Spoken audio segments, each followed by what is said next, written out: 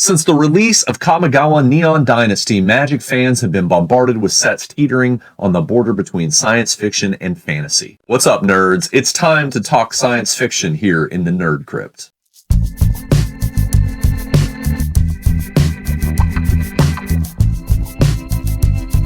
So from the recent sets, Neon Dynasty had its mecha, the Phyrexians invaded Dominaria, and eventually so many other planes. We've seen Transformers in card form, and Doctor Who has landed firmly in the universes beyond. So, fantasy, science fiction, something different? I always think about fantasy and science fiction like this. In fantasy, the speculative nature of it is based on magic.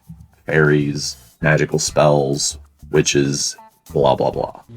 I don't say blah, blah, blah. In science fiction, the magical speculative elements aren't magic at all, but technology. Can the two coexist?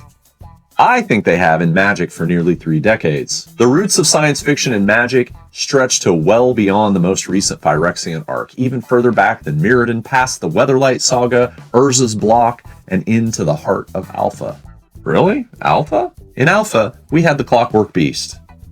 Now, it's not hard science fiction by any means, but the Clockwork Beast was clearly a manufactured creature, making it more technology than magic. After Arabian Nights, the second non-core set was Antiquities, and the focus here was on artifacts. While most artifacts were clearly intended as magical items, some, like the Clockwork Avian, indicate a more manufactured history. Again, more technology than magic. That would put it firmly, in my opinion, in the science fiction column. It's flying straight for us. Well, how about the power armor from Invasion?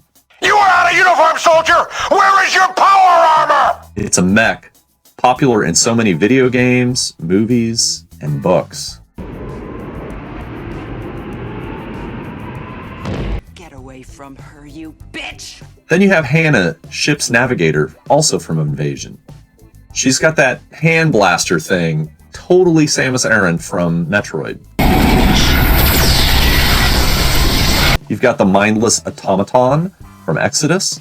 I love this one. I just think this card is terrific. It's the science fiction bastard child of Dalek and one of those medical droids that rebuilt Darth Vader, with some 1930s electric sparkle up there around the head for good measure. Then we move on to the Phyrexians. You have Geth, Lord of the Vault from Scars of Mirrodin. While he looks a little organic, like someone strapped crustacean parts on a zombie, he is obviously a cyborg. And speaking of those cyborgs, how about the Phyrexians themselves being the Magic the Gathering version of the Borg from Star Trek?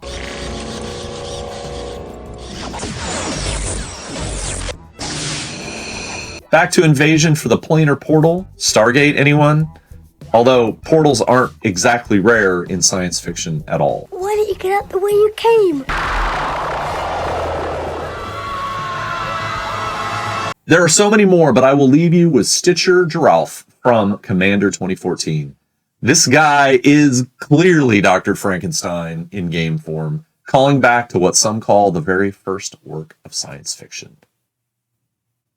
Mary Shelley's hideous progeny. Look, it's moving.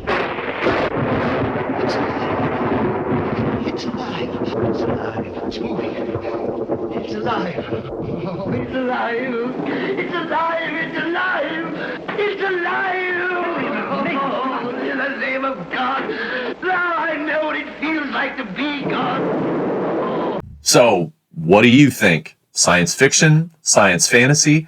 What are some of your favorite cards that straddle the line? Take care. Have a great week. You guys are awesome out there. See you soon.